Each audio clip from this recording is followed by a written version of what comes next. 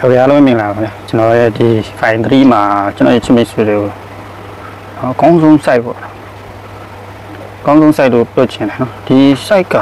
ကျွန်တော်တို့တစ်ချိန်လေးပဲပြတ်သွားတာပေါ့နော်နောက်တစ်ချိန်မှာသူကဆက်ပြီးတယ်၃ချိန်စတိုင်းအောင်တယ်ပြီးတစ်ချိန်ပြတ်တယ်နောက်တစ်ချိန်မှာသူကဆက်ပြီးတယ်အခုဒီချိန်မြောက်ထပ်ရောက်လာပြီပေါ့နော်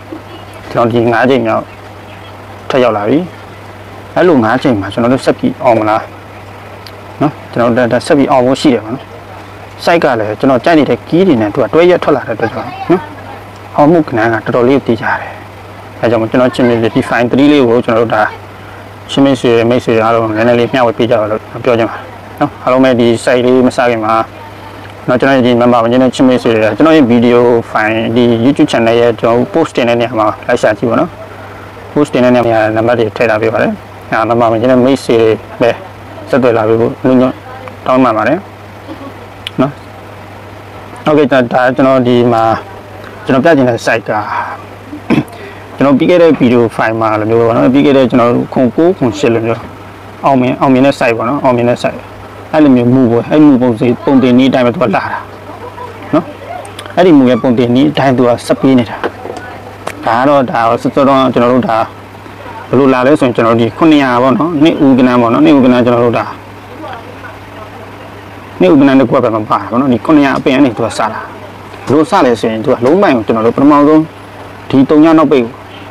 ပေါင်းချင်းမတက်4နဲ့ပေါင်းလိုက်ဒါမှလုံးပိုင်ရအောင်ပထမဆုံးဒီ3ညနောက်ပိတ်ကိုကျွန်တော်4မတက်နဲ့ပေါင်းရင်အဲ့ဒီမှာပါရတယ်4နဲ့3ညနဲ့ပေါင်း4လုံးပိုင်အဲ့ဒီ4လုံးပိုင်ဟာသူ့ရဲ့ဒီတပင်ကြောမှာအပိတ်မှလာထည့်ပြလုံးဝသူကတဲထိုးရမယ် site နော်လုံးဝတဲထိုးရမယ် site ကျွန်တော်ကနန်းတေချာတဲထည့်ပြတာမှာဖြစ်ပါတယ်လုံးဝအားရမလို့နော်ဒီ3ညနောက်ပိတ်ကိုကျွန်တော်ပေါင်းချင်းမတက်4နဲ့ပေါင်းအဲ့ဒီ4ရတယ်3ညနဲ့4နဲ့ပေါင်း4ရအဲ့ဒီ4ကတပင်ကြောမှာ4အပိတ်လက်ထည့်တာနော်4ပိတ်ထည့်တာအဲ့ဒီ4ပိတ်ကလည်းကျွန်တော်ပြီးခဲ့တဲ့ video file မှာလည်းမျိုးပဲပေါ့နော်4ကသူက power 4ရဲ့ power 9ကိုတော့မဟုတ်4ကိုတပွင့်ရှော့4 3အတွက်တော့မဟုတ်4ကိုတပွင့်2 4 5အတွက်ဟမ်4ကိုတပွင့်ရှော့3 4 3အတွက်4ကိုတပွင့်2 4 5အတွက်ပါဝါတွေဒီအတွဲ3တွဲမှာတွဲသူကထည့်ပြီးမှာဒီအတွဲ3တွဲမှာသူကတွဲဆင်းပြရမှာအဲ့ဒီမှာပဲတွဲဆင်းရတယ်ဆိုတော့6လေးတွဲဆင်းသွားတာကျွန်တော်တို့6လေးတွဲအောင်တာ6လေးတွဲအောင်အဲ့ဒီမှာကျွန်တော်တို့ break side မှာကျွန်တော်တို့ခါရပြပါနော် break side ပါခါရပြပြီးရင်ကျွန်တော်တို့ထိတ်စီးလုံးပိုင်းမှာပြမယ်နော်ခါရပြသွားမယ် break side ကလိုဖမ်းနေဆိုကျွန်တော်ဒီခွန်တုံညနဲ့ဒီကခွန်နဲ့ဒီကနေ့လေးလုံးပေါင်းခွန်တုံညခွန်ဒီကနေ့လေးလုံးပေါင်းချင်းပါရလဲဆိုတော့1ရပါ1ရဲ့ပါဝါက6 1နဲ့6နဲ့ပေါင်းခွန်16ခွန် break 16ခွန် break အဲ့ဒီမှာဘာ break ထွက်သွားလဲဆိုတော့894ဆိုတော့ကျွန်တော်တို့ဘာထွက်သွားလဲ894ဆိုတော့1 break ထွက်သွားတယ်အဲ့မှာ1 break အောင်တယ်နော်1 break အောင်တယ်ထိတ်စီ site ကဘယ်လိုဖမ်းလာလဲဆရာထိတ်စီ site ပါပြတာခါလဲပြီးပြသွားမှာနော်ကျွန်တော်တကက်တယ်ခါလဲပြီးပြသွားမှာထိတ်စီ site ကကျွန်တော်ဒီနှလုံးပေါင်းချင်းက3ညဒီနှလုံးပေါင်းချင်းကခွန်3ညနဲ့ခွန်နဲ့ပေါင်းချင်းခွန်နဲ့ခွန်တပွင့်တိုးရင်8ခွန်8ထိတ်စီခွန်8လုံးကထိတ်စီထဲမှာဒီနှလုံးပေါင်းချင်း30ဒီနှလုံးပေါင်းချင်းခွန်အဲ့ဒီခွန်ကိုတပွင့်တိုးခွန်8ထိတ်စီထဲတာနော်အဲ့ဒီမှာ8 9လေးတဲ့အောင်လုံးဝကောင်းတဲ့ site တော့သူက3ကတ်ပြီးတယ်ပြီးရင်တကက်ပြတ်တယ်ဒီကတ်မှာဆက်ပြီးတယ်ဒီကတ်မှာဆက်ပြီးမှာဒါကျွန်တော်တို့စောင့်ကြည့်ရမှာနော်ကျွန်တော်ဒါလုံးဝဒါကတော့ကျွန်တော်တို့ထိုးတင်တယ် site ပဲနော်ဘုံကထိုးတင်တဲ့ site ဒါပေမဲ့ကျွန်တော်တို့ကဆက်ကြည့်ပါမှာဖြစ်ပါတယ်ဒီ3နောက်ပိတ်ကိုပေါင်းချင်းမတက်4နဲ့ပေါင်း4နဲ့3နဲ့ပေါင်းကျွန်တော်ပါရမယ်ခွန်လုံးမှန်ရအဲ့ဒီခွန်မှာကျွန်တော်တို့ကပါဝါတွဲရေးမယ်ခွန်တပွင့်ရှော့မယ်ဆိုရင်6တွဲခွန်တပွင့်2မယ်ဆိုရင်ခွန်8တွဲခွန်နဲ့ခွန်6ခွန်8တွဲအဲ့မှာတွဲဆင်းပါတွဲဆင်းမယ်ဆိုတော့2ခွန်တွဲအောင်2ခွန်တွဲအောင်2ခွန်တွဲအောင်လေအဲ့ဒီမှာကျွန်တော်တို့က break site ကဘာ site လဲ break site ကဒီနှလုံးပေါင်းချင်း1ရယ်ဘာရလဲဆိုတော့ဒီနှလုံးပေါင်းချင်း4 5ရယ်1နဲ့5နဲ့ပေါင်းကျွန်တော်တို့6 break 6ပါဝါ1 6နဲ့1နဲ့ပေါင်းခွန်6 1ခွန် break အဲ့ဒီမှာဘာ break ထွက်ပါလဲကျွန်တော်2ခွန်ဆိုတဲ့ကဏ္ဍ1 break ပဲထွက်သွားတယ်အဲ့မှာ1 break အောင်တယ် နော်တစ်ပရိတ်အောင်ကျွန်တော်ချင်းမဆိုတယ်အားလိုက်မယ်လို့ထင်ပါနော်ပြီးဒီ9နဲ့6နဲ့ပေါင်းခြင်းထိတ်စီရှာမှာပေါ့နော်9နဲ့6နဲ့ပေါင်းခြင်း1ဒီ3နဲ့9နဲ့ပေါင်းခြင်း3ည1နဲ့3ညနဲ့ပေါင်းခြင်းက1ဘော1ကိုတပွင့်တိုး2 1ထိတ်စီအဲ့မှာ2ထိတ်စီနဲ့ကျွန်တော်တို့2ထိတ်စီနဲ့ခွန်အပိတ်နဲ့2ခွန်တဲတော့အောင်နေဗျာနော်အဲ့လို site တွေကျွန်တော်တို့ကလုံးဝရေးချထိုးတင်တယ်နော်လုံးဝရေးချထိုးတင်တယ်ဒါပြီးလာပြီးနောက်တစ်ကပ်နော်နောက်တစ်ကပ်မှာကျွန်တော်ဆက်ပြအောင်နောက်တစ်ကပ်မှာဒါဒီရှစ်ပိတ်ကိုကျွန်တော်တို့က4နဲ့ပေါင်းလိုက်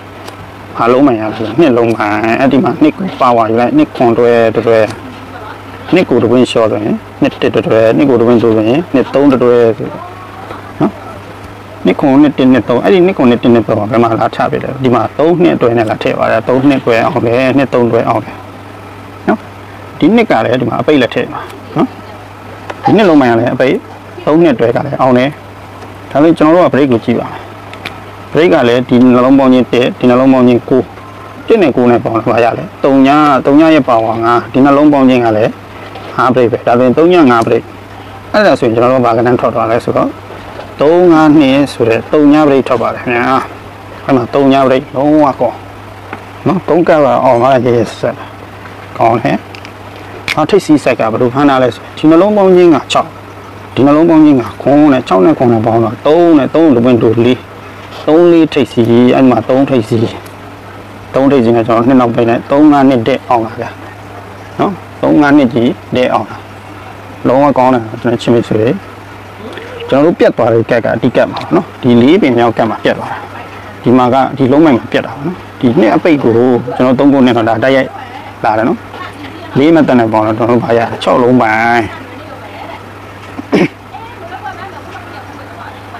နော်6လုံးပိုင်အဲ့ဒီမှာ6လုံးပိုင်ကစပြတ်တာပေါ့ထွက်သွားတာ3နှစ်လေးဒီမှာလည်းပြတ်တယ်နော်ဒီကက်ကိုကျွန်တော်တို့က break တွေပါတယ်လည်းမပြတော့ဘူးနော်ဒီကက်မှာပြတ်ဒါနောက်တစ်ကက်ကိုကျွန်တော်ဆက်သွားလိုက်နောက်တစ်ကက်မှာနှစ်ပိတ်ဒီနှစ်ပိတ်ကိုကျွန်တော်တို့4နဲ့ပေါင်းခြင်းပါရလဲဆိုတော့နော်ထိတ်စီးပါတယ်တော့ဝင်တာပေါ့နော်ထိတ်စီးကတော့လုံးဝဝင်တယ်နော်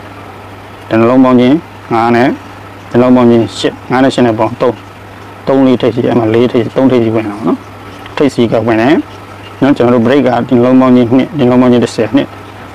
break ကလည်းဝင်တာပေါ့နော် break ကလည်းကျွန်တော်တို့2ပါဝါအားခွန်2ခွန်ပေါင်းခြင်း9 2ခွန်9 break အဲ့မှာ9 break ကအောင်တယ်ကျွန်တော်တို့ပြတ်တာကလုံးမိုင်ပြတ်သွားလုံးမိုင်ပြတ်တဲ့ကြောင့်အတွဲမရဘူးတွဲပြတ်တယ် break မှန်တယ်ထိတ်စီးမှန်တယ်ပေါ့နော်ဒါဒီပြင်မှာကျွန်တော်တို့ရှင်းကနေနှစ်နောက်ပိတ်ကိုကျွန်တော်4နဲ့ပေါင်း6လုံးပိုင်အဲ့ဒီ6ကိုကျွန်တော်တို့က6ပါဝါ1တွဲ6ကိုတပွင့်ရှော့4 sorry 6 5တွဲ6ကိုတပွင့်2 6ခွန်တွဲ6 1 6 5 6အဲ့ဒီမှာပါတွဲထွက်လာတယ်6 5တွဲ6နောက်ပိတ်နေနော်6 5တွဲထွက်သွားတယ်နော်အဲ့ဒီမှာ6 5တွဲထွက်ပြီးတော့ break ကကြည့်အောင်ဒီနှလုံးပေါင်းခြင်းက3ဒီနှလုံးပေါင်းခြင်းက1 3နဲ့1နဲ့ပေါင်း4 break 4ပါဝါ9 4 9 3 break နော် break နည်းနည်းလေးကြည့်ပါနော်ကျွန်တော်နည်းနည်းလေးဒီမှာချက်ညှက်နေပါ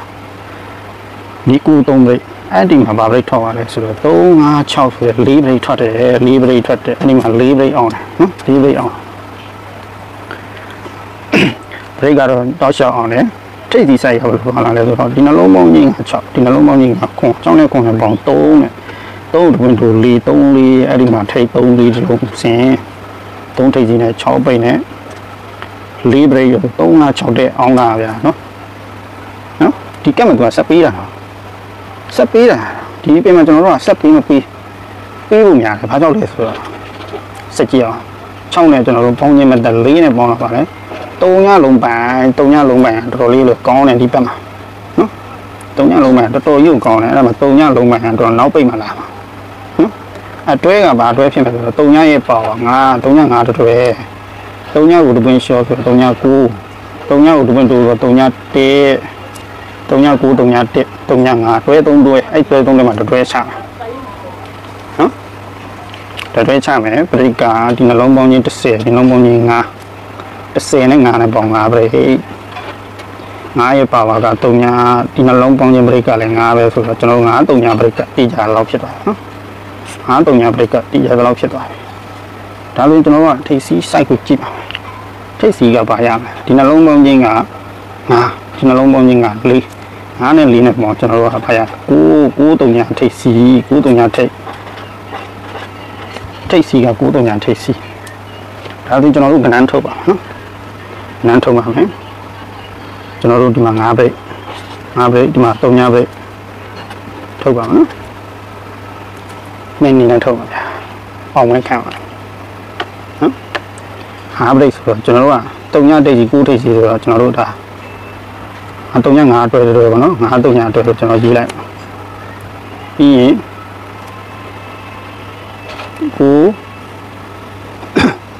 9ထိပ်3ပိတ်တွေ့ပြီးရင်ကျွန်တော်တို့က3ထိပ်နဲ့3ပိတ်ကတွေ့ပေါ့နော်ဒါကျွန်တော်တွေ့လိုက်ပြီထိပ်စီရဲ့ပိတ်တွေကျွန်တော်တစ်ခါတည်းထည့်တော့ပြီဒါဆိုရင်တွဲ3တွဲကိုကျွန်တော်ရေးလိုက်ပြီကျွန်တော်ဒီမှာလည်းတွဲ3တွဲကိုကျွန်တော်ရေးမယ်နော်5ပိတ်ဖြစ်လို့ဆိုရင်ကျွန်တော်3ထိပ်စီထည့်လိုက်5ပိတ်ဖြစ်ကျွန်တော်6ခါထည့်လိုက်5ပိတ်ဖြစ်လို့ဆိုရင်ကျွန်တော်4ခါထည့်လိုက်နော်နောက်တစ်ကပ်မှာကျတော့ကျွန်တော်တို့10ပိတ်ပေါ့နော်10ပိတ်ဆို5 3တွဲ9 3တွဲ1 3တွဲမှာ10ပိတ်မှာဆိုကျွန်တော်5ထည့်လိုက်10ပိတ်မှာဆိုကျွန်တော်1ခါထည့်လိုက်ဒီမှာဆိုရင်9ခါထည့်လိုက်ဟုတ်ပြီလား3 5 3 9 6 3 1 4 3